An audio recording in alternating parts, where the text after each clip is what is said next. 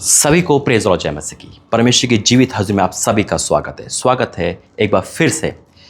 आज का जो संदेश है ये आपको अंदर तक झंझोड़ देगा।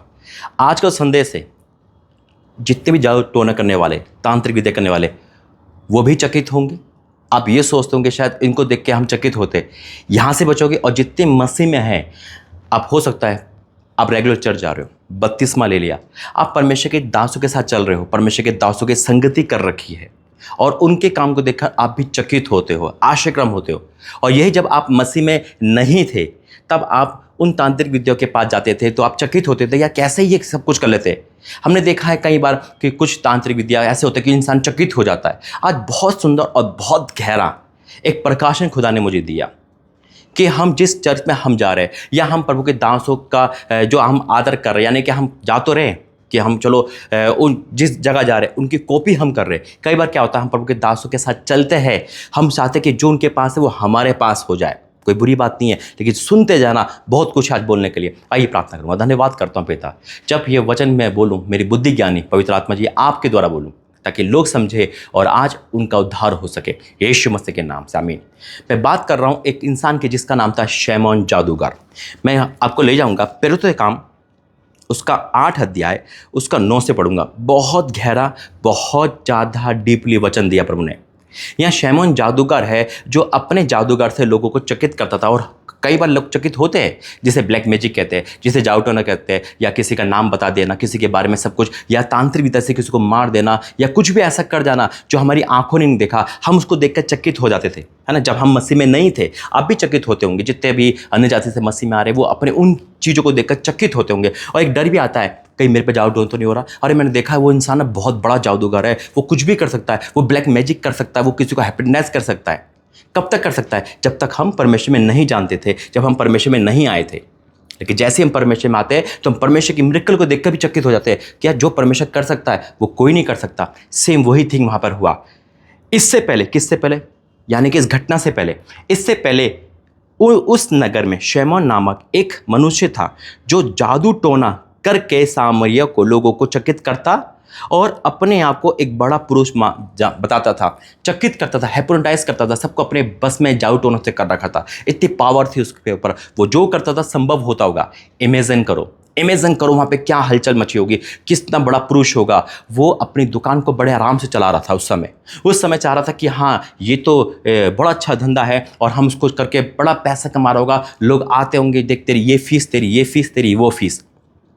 लेकिन यहाँ परमेश्वर हर किसी को फ्री ऑफ कॉस्ट देने आए। जैसा पाया बेटा वैसे ही दे, सेहत में बिला सेहत में दे। कोई किसी का पैसा नहीं, कोई किसी चीज़ का पैसा नहीं। अभिषेक बेचा नहीं जाता।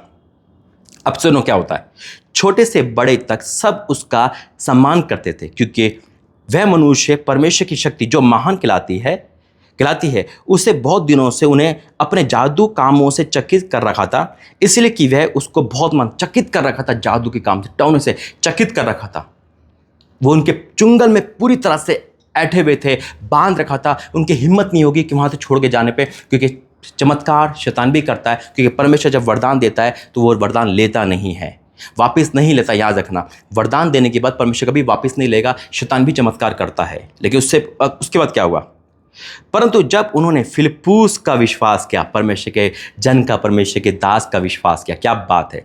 या फिलिप्पुस वहाँ आया और फिलिप्पुस ने परमेश्वर यीशु मसीह का एक रियल चमत्कार का, एक रियल गॉड का, एक रियल परमेश्वर के उस प्रचार का समाचार देने लगा, सुसमाचार सुनाने लगा, यीशु मसीह के बारे में बताने लगा।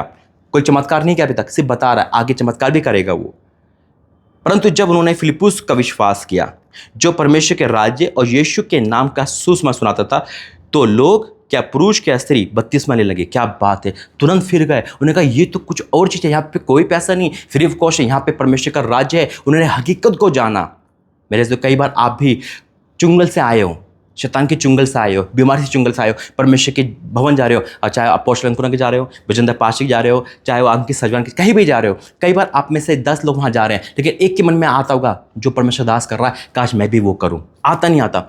जो परमेश्वर का दास ऐसे घूम रहा है, मैं भी वो करूँ। जो परमेश्वर का दास के पास है वो मेरे पास भी हो। आता ही नहीं आता है ना। जो परमेश्वर हीलिंग कर रहा है वो हीलिंग मेरे अंदर भी हो, जैसा वो बता रहा है वैसे ही मैं भी बताऊं, ये चीज़ हमारे अंदर आती है। लेकिन कई बार ये चीज़ हमारी ओर से, परमेश्वर की ओर से नहीं, शैतान की ओर से आती है।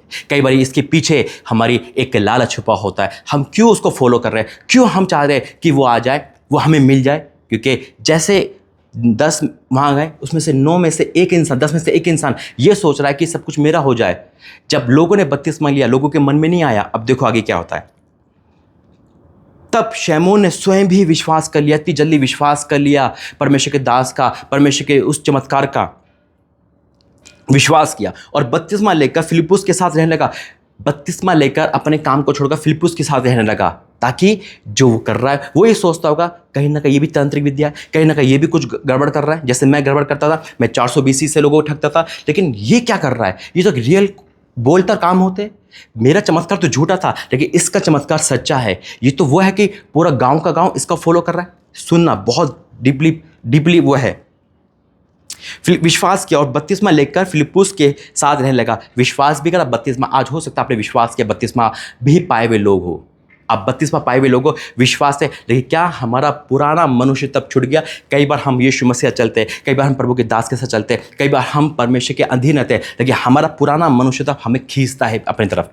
हम पुरानी आदत, पुरानी चीज़ नहीं छोड़ पाते, यानी कि अभी तक हम पूरी तरह मसीह में नहीं आए। हमारा बपतिस्मा लेना, हमारा विश्वास करना व्यर्थ है। हम शरीर से तो प्रभु के दास के साथ है, शरीर से तो परमेश्वर के साथ है, आत्मा से दूर है। यानी कि वचन कहता है होठों से मेरा नाम लेते हैं, लेकिन अगर मन मेरे से दूर है।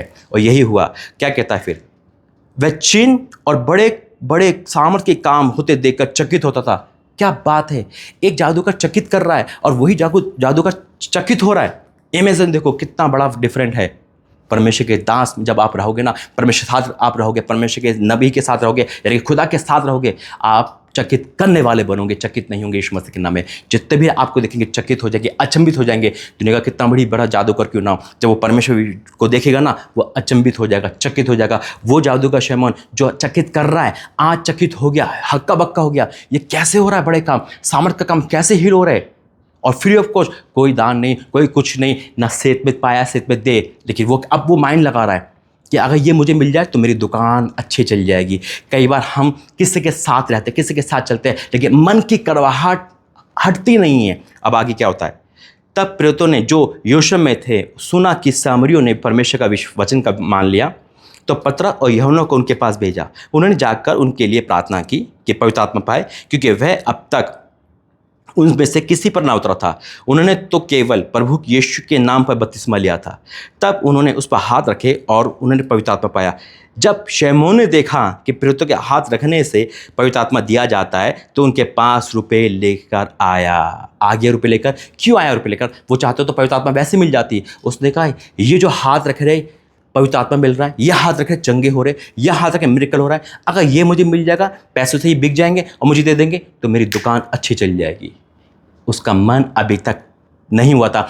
वो तन से तो प्रभु के दास के साथ था, तन से तो मिनिस्ट्री में जा रहा है, तन से तो शरीर से तो वो प्रार्थना कर रहा है सब कुछ, लेकिन मन में कड़वाहट है। कई बार हम बड़े ईमानदारी से चर्च में जाते हैं, बड़े ईमानदारी से बाइबल पढ़ते हैं, लेकिन हमारा मन अंदर ही अंदर चिड़ा रहता है। हम सोचते हैं कि नहीं, वो दास है ना, उसकी कॉपी हम करें, वो सामर्थ्य हमें मिल जाए। किसके कारण? ताकि चर्च छोड़ के अपनी दुकान स्टार्ट कर ले।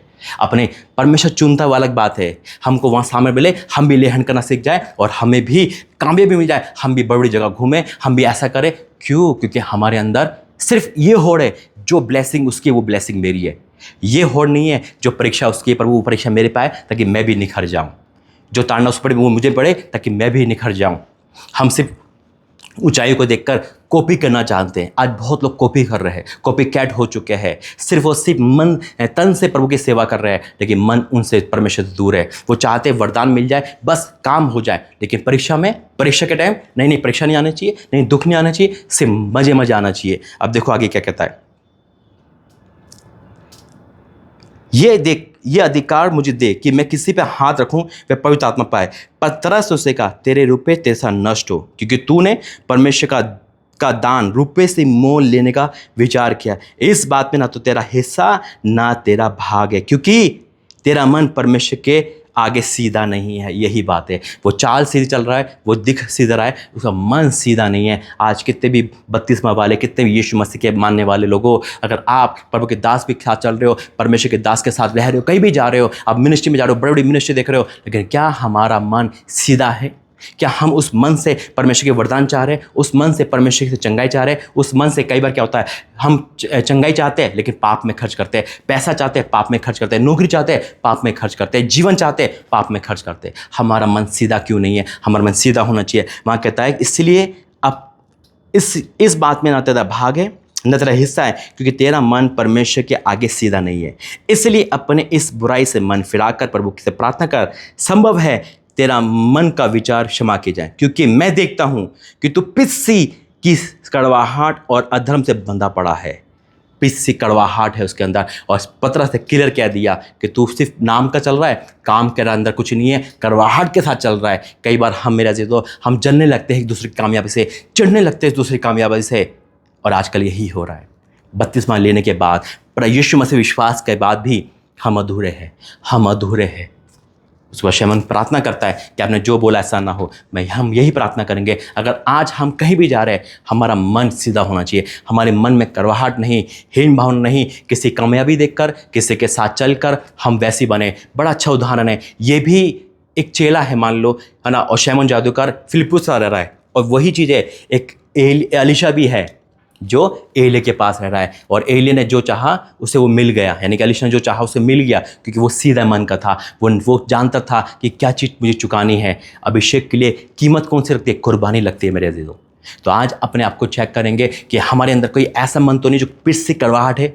हम कहीं करवाहट के साथ तो परमेश्वर के भवन नहीं जा रहे, करवाहट के साथ तो वरदान नहीं मांग रहे, एक छल कपट तो हमारे अंदर नहीं है कि हम ये चाह रहे कि बस हमें मिल जाए और हम अपना काम करें और निकलते बने। नहीं मेरे ज़ेदो, ऐसा नहीं है। हमें सब कुछ मिलेगा परमेश्वर के दास के जब हम रहेंगे, गेजी की तरह नहीं, शैमन जादू की तरह नहीं, अलीशा की तरह हमें दुगना मिलेगा। दुगने के लिए तैयार हो जाइए। आइए प्रार्थना करेंगे। धन्यवाद करते पिता, वाक्य में तुम महान है। तो वो गहरी बात बताता है पिता। हाँ मेरे परमेश्वर, अगर हमारा मन में करवाहट पिस्सी थैली पिता, अगर हमारा मन सीधा नहीं, हमें क्षमा कर पिता, और हम तेरे पास आते हैं, दरदास तेरे पास आता है पिता।